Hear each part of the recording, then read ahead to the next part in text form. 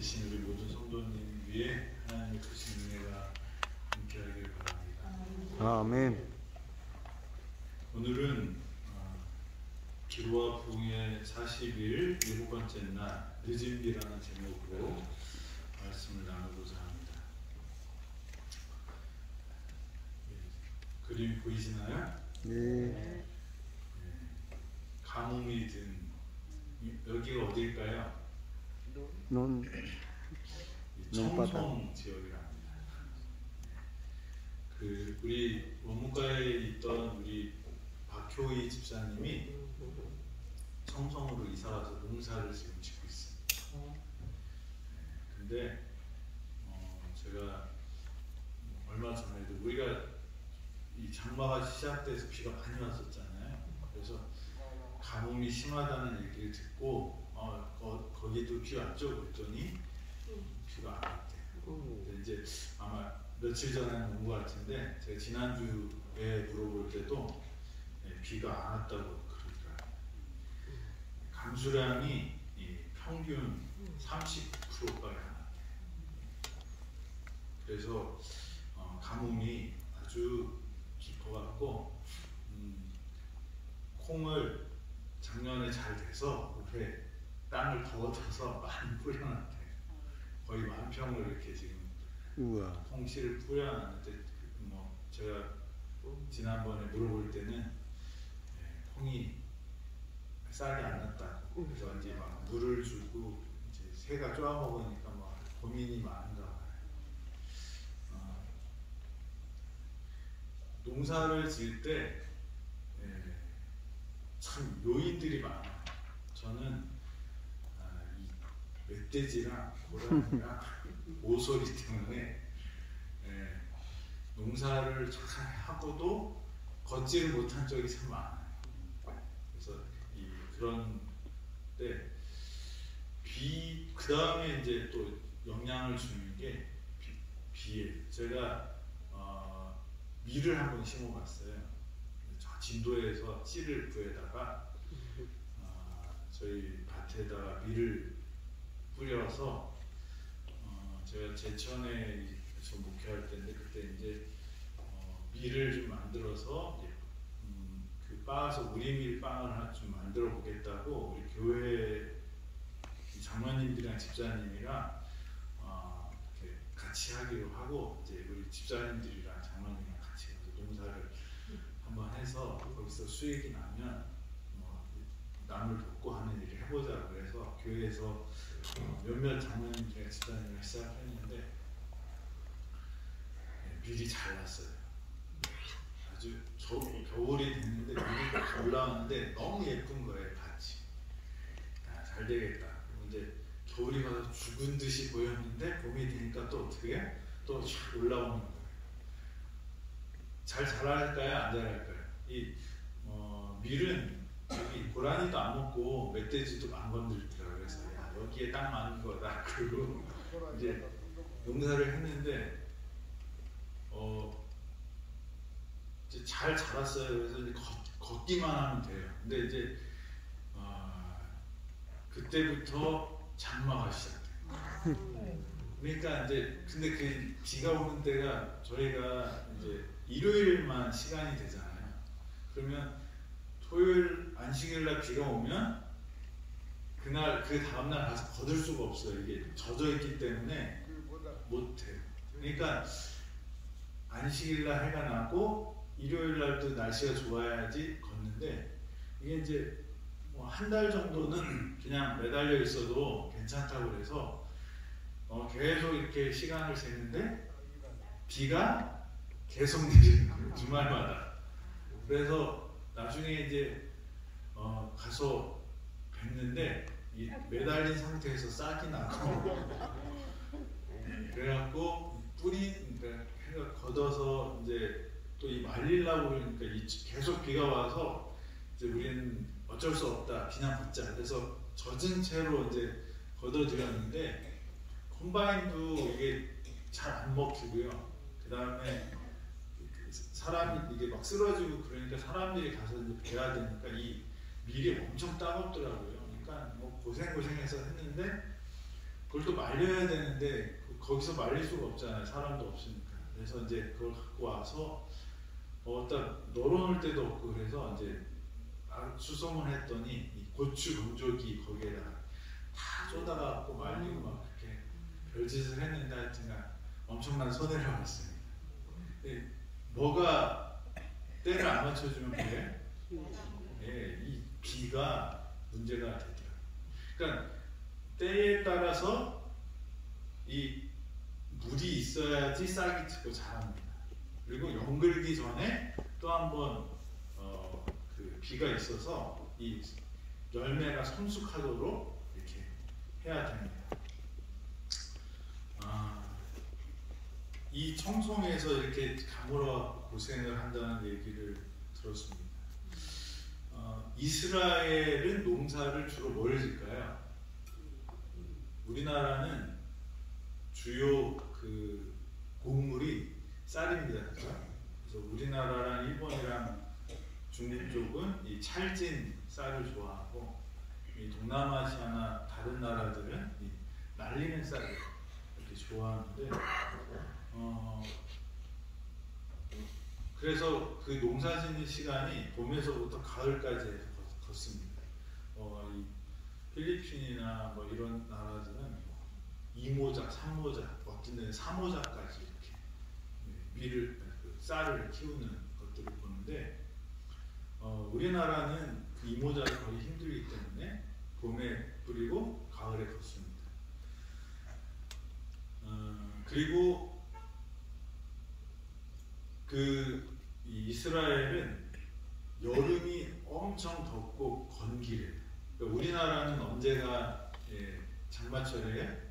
여름. 근데 이스라엘은 장마철이 겨울.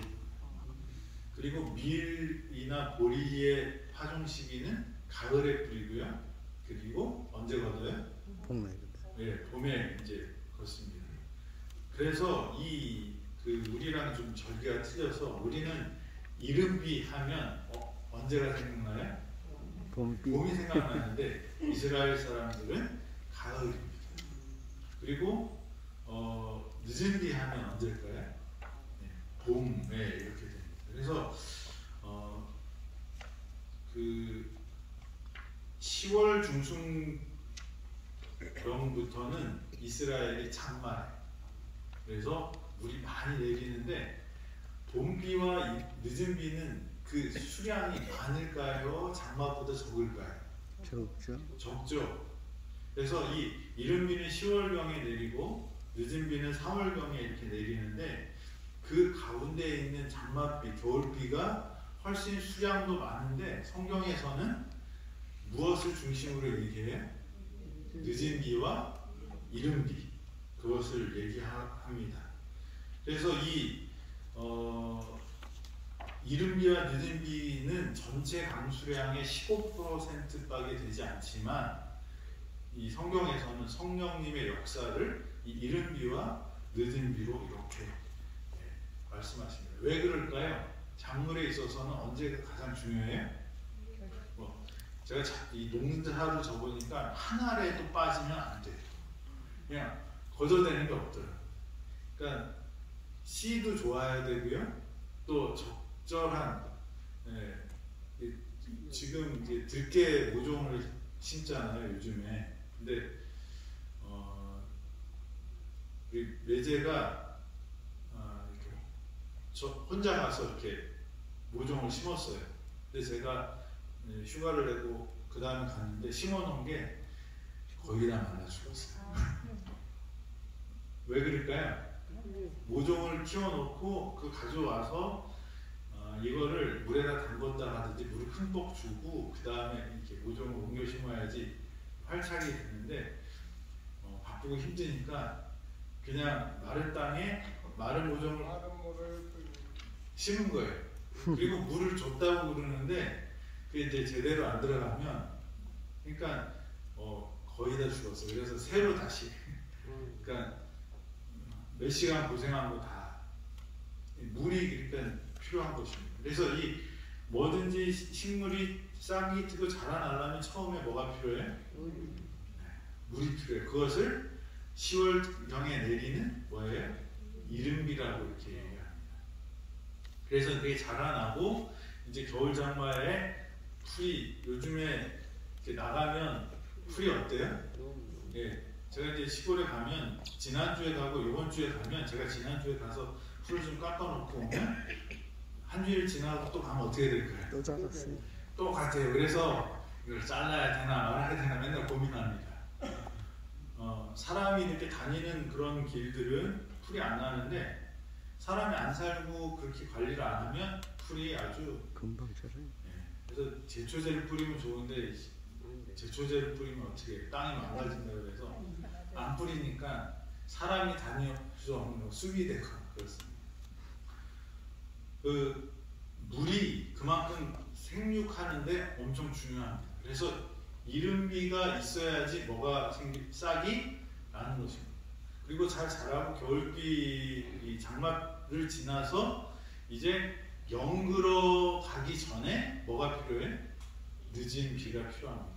그래서 성경에서는 신명기에 이렇게 말씀하십니다. 여호와께서 이른비 늦은 비를 적당한 때에 내리시리니 너희가 곡식과 포도주와 기름을 얻을 것이요 또 육축을 위하여 들의 풀이 나게 하시리니 내가 먹고 배부를 것이니라. 너희는 스스로 상가라 다른 신들을 섬기며 절함으로 여호와께서 진노하사 하늘을 다 비를 내리지 아니하시며 땅으로 소산을 내지 않게 하심으로 속히 멸망할까 하노라. 어떤 비가 중요한 거예요? 이른 비와 늦은 비가 중요하다. 그래서 곡식이 아주 중요한데 그런데 곡식의 중요한 이른 비와 늦은 비를 성경은 무엇으로 표현했습니까? 성령 하나님의 부어주심으로 이렇게 표현했습니다. 그래서 이 초기문집을 보면 이른 비의 성령, 그 다음에 성령의 침례 이런 것들이 엄청 중요하다고 말씀하셔요. 그리고 또 늦은 비가 중요하다고 말하는데 우리가 이른 비가 없이 늦은 비가 적절히 내린다 해도 뭐가 되지 않은 꽝이에요? 우리 작물을 키워보면 작물을 심고 그때 뭐가 와야 돼요? 비가 와야지 작물이 싹이 트고 납니다. 그리고 마르지 않고 자랍니다. 그 땅에 활착을 합니다. 그래서 이 늦은 비를 우리는 엄청 기다리고 기도합니다. 근데 이른 비가 없으면 뭐가 안 되는 거예요? 늦은 비가 아무리 와도 의미가 없어져요. 그래서 이 초기문집에는 이런 말씀이 있습니다. 또한 나는 많은 사람들이 환난의 때에 대제사장이 성소에 없는 상태에서 주의 면전에서 살 수 있도록 되어야 한다는 것을 깨닫지 못하고 있는 것을 보았다.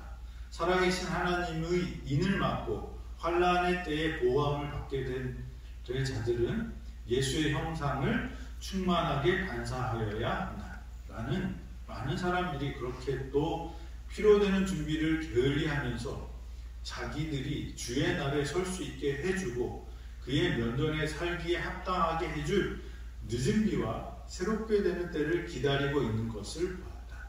사람들이 무엇을 기다린다고요?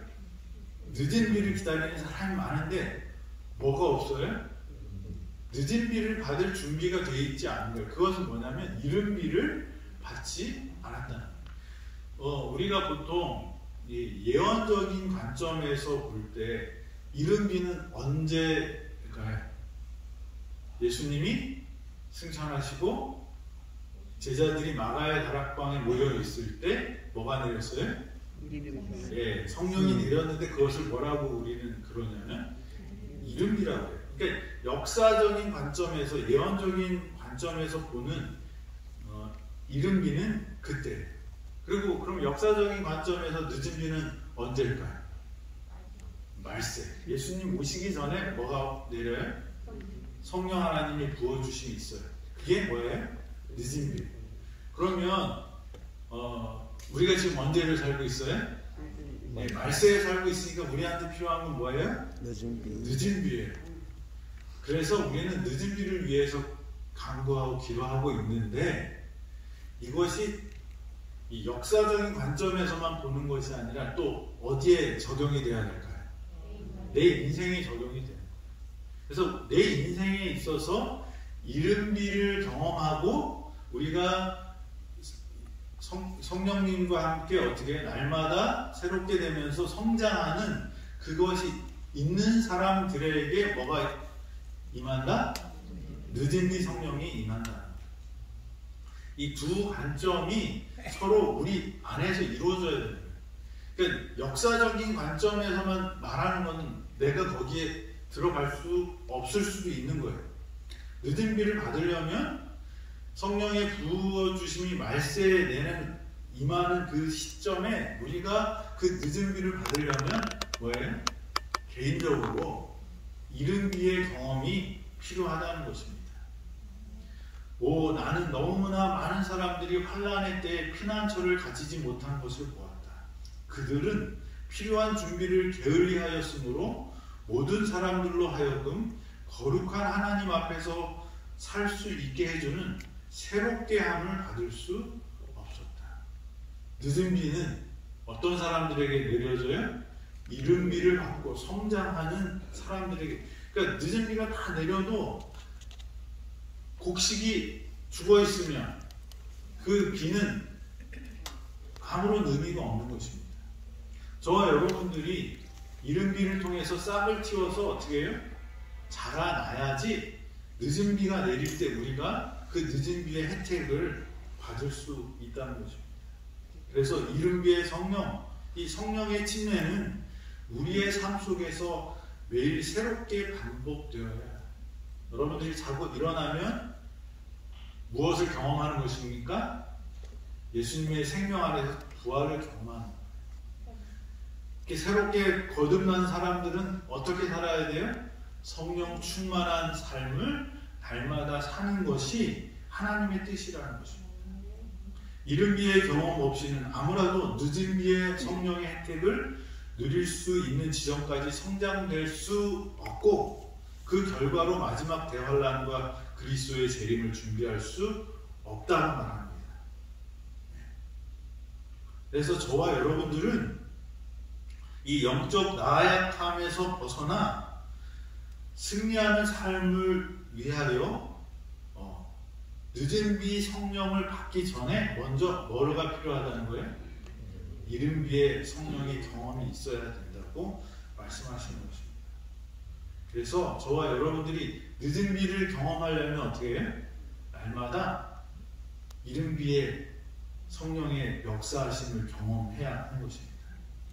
그러므로 너희가 회개하고 돌이켜 너희 죄 없이 함을 받으라. 이같이 하면 유쾌하게 되는 날이 주 앞으로부터 이를 것이요.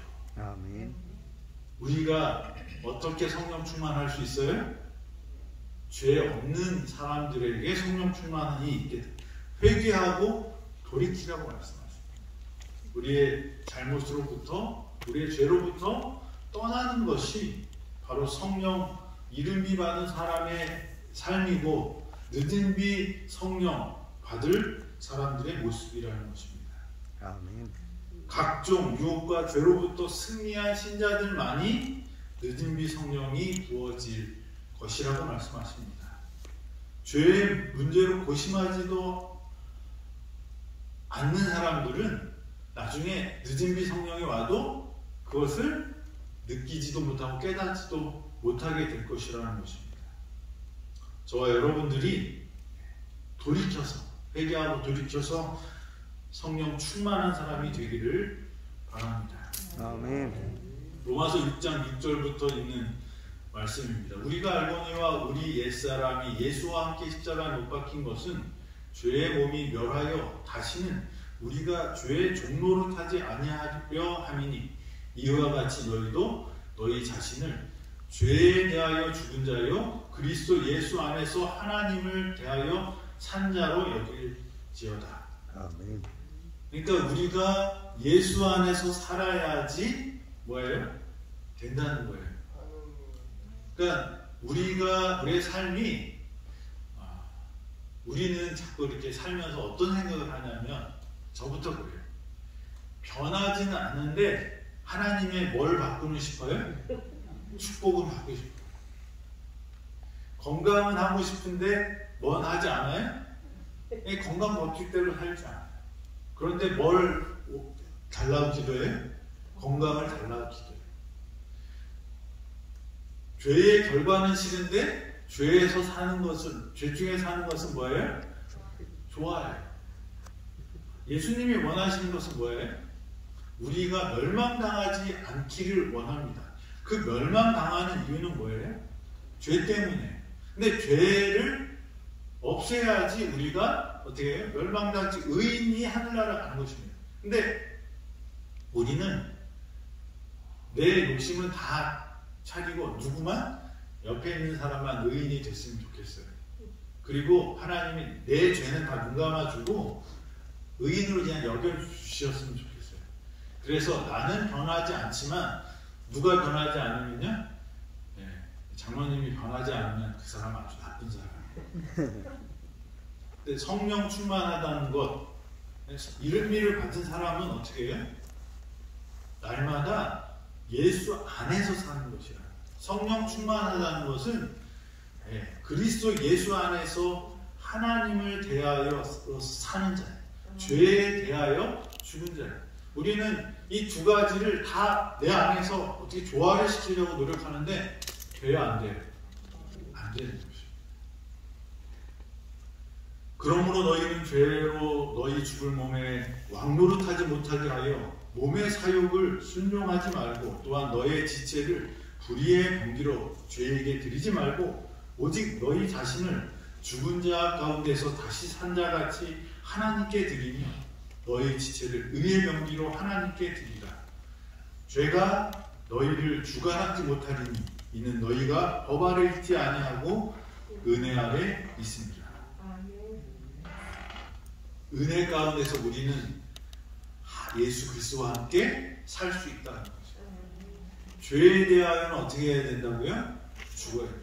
죄 중에 살면서 계속 죄의 결과는 피하게 해주세요 기도하는 것은 하나님의 공의에 반하는 일입니다. 어느 누구도 저지르기 쉬운 모든 죄와 교만과 이기심과 세상을 사랑하는 마음과 모든 옳지 못한 말과 행동을 극복하여 승리를 얻지 못한다면 그들은 결코 새롭게 함을 얻지 못할 것을 나는 보았다. 우리가 늦은 비를 맞아야지 돼요. 그래야 우리가 쑥 자라서 영그러지는 거예요. 늦은 비가 없으면 어떻게 해요? 이게 쭉정이가 되는 거예요. 알이 없어요. 알이 크질 않아요. 그런데 그것을 하기 위해서는 뭐가 있어야 된다고요? 죄와 상관없이 사는, 극복해야 된다는 거예요.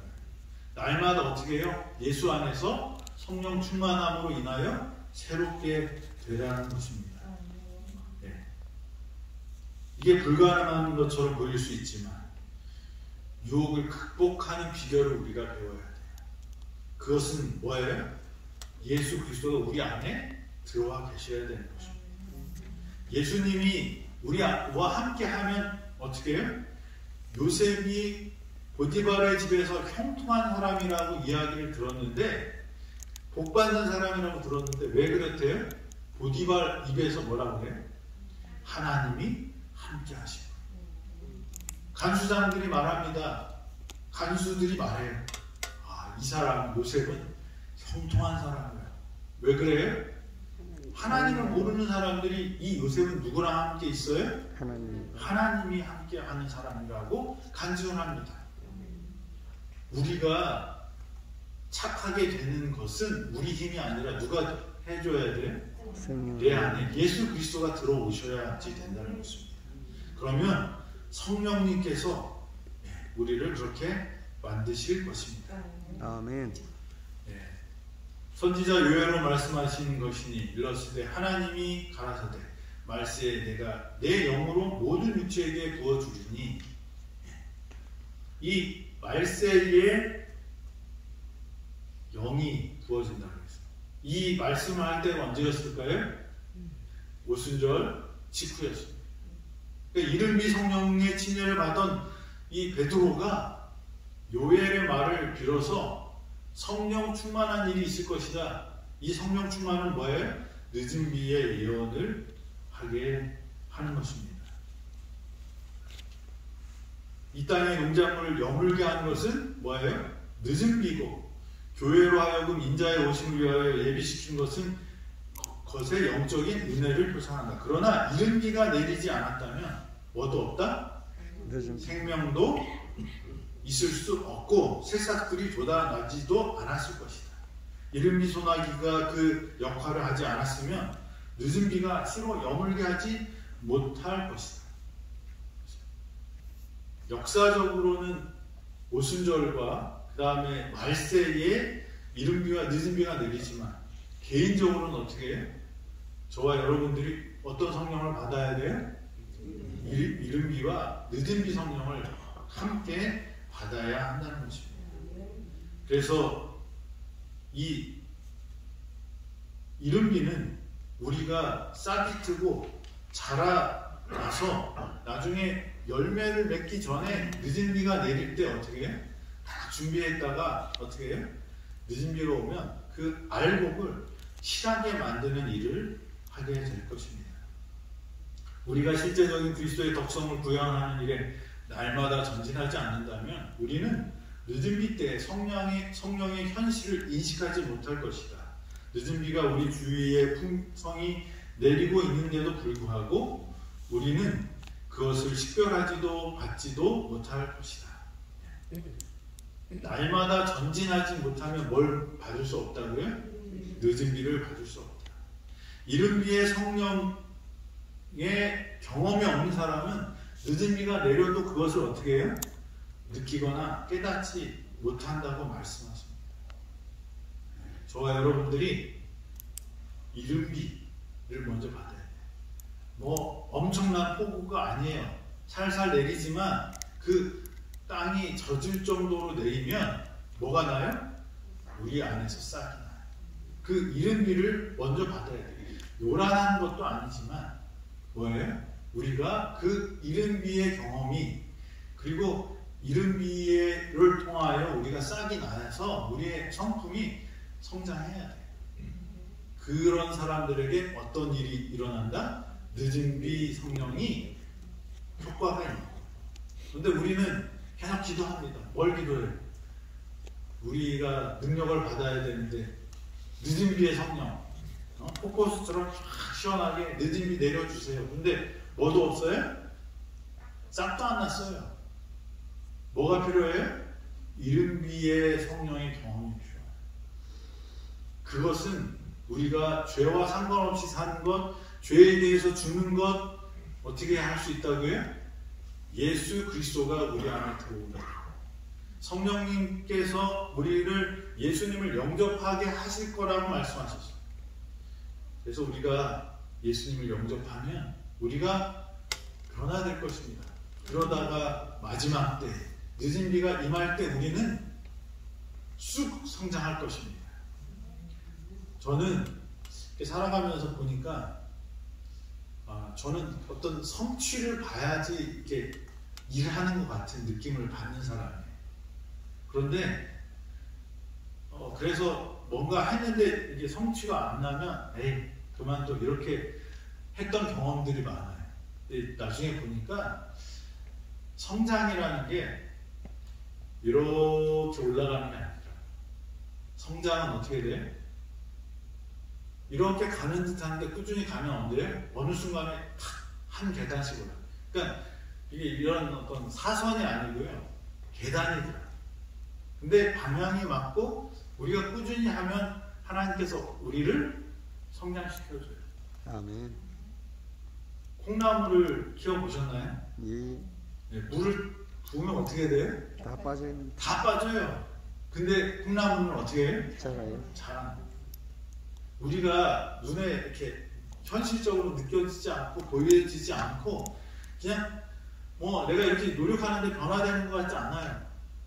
그런데 하나님의 약속을 붙잡고 하나님의 말씀을 믿고 그것을 꾸준히 하면 어떻게 해? 어느 순간에 여러분의 건강도 마찬가지일 거야. 네. 수술하고 나서 이 막 단백질이 땡긴다고 해서 아무거나 드시면 그게 독이 될 수 있어요. 이 우리가 먹는 것들이 제가 생각할 때는 정제된 음식들이 먹으면 효과가 바로바로 나오나요? 포도당, 그죠? 그 다음에 흰 쌀밥, 그 다음에 현미밥이 아니라 흰 밀가루, 이런 것들은 우리가 먹으면 바로 흡수가 돼요. 그래서 힘이 바짝바짝 나는 것 같지만 그것이 그렇게 됨으로 우리 몸을 망가뜨린다고 사람들이 이제서야 말을 합니다. 옛날에 우리 교회에서 그런 얘기하면 뭣도 모르는 사람이라고 말을 야단쳤거든요. 이 의사 선생님들이랑 과학자들이.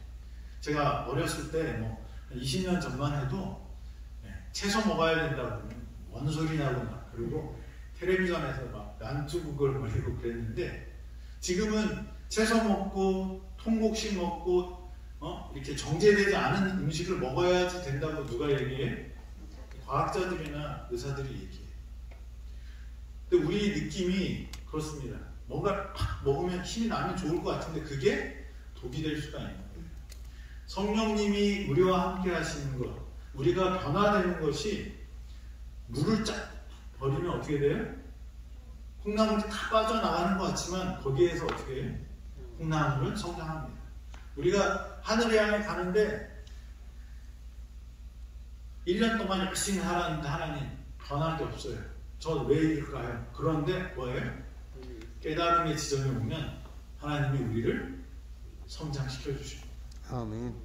우리가 성령 충만한 삶이 그런 이 극적인 오순절의 경험을 통해서 제자들에게 했던 것을 우리는 기대하는데, 그게 아니고 어떻게 해? 우리가 꾸준히 살아가면 어느 순간 하나님께서 우리에게 필요한 것들을 주실 것입니다. 저와 여러분들이 그런 하나님을 경험하게 되길 바랍니다. 답답해 하시지 말고 하나님의 약속을 붙잡고 한 걸음 한 걸음 가면 우리를 성장시켜 주시고 변화시켜 주시는 하나님의 능력을, 성령 하나님의 능력을 체험할 것입니다. 네. 저와 여러분들이 예수 그리스도 안에서 행복하게 되기를 간절히 바라면서 말씀 드리겠습니다. 기도하겠습니다. 하나님, 오늘도 우리에게 생명을 주심을 감사합니다. 주님의 부활을 경험하는 오늘 되게 하시고, 오늘도 예수 안에서 죄에 대하여 죽고 예수 안에서 다시 살아나는 부활을 경험하는 당신의 제자들 되도록 인도하여 주시옵소서. 늦은 비는 이른 비의 경험 없이는 아무 의미가 없다고 말씀하셨사오니 아버지, 저희 성령 하나님을 경험하는, 이른 비를 경험하는 당신의 제자 되도록 축복하시고, 늦은 비 성령 임할 때 저희 변화시켜 주시고 하나님의 능력으로 채워 주셔서 하나님의 뜻을 이루는 저희 모두 되도록 인도하여 주시옵소서. 이 자리에 병들고 아픈 마음을 가지고 오신 성도들 주님 기억하시고 그들의 마음을 위로하시고 하나님의 약속을 붙잡는 이들에게 하나님께서 어떻게 은혜를 베푸시는지를 보여주시옵소서. 오늘 하루도 주 안에서 행복하기를 예수 그리스도의 이름으로 기도드립니다. 아멘.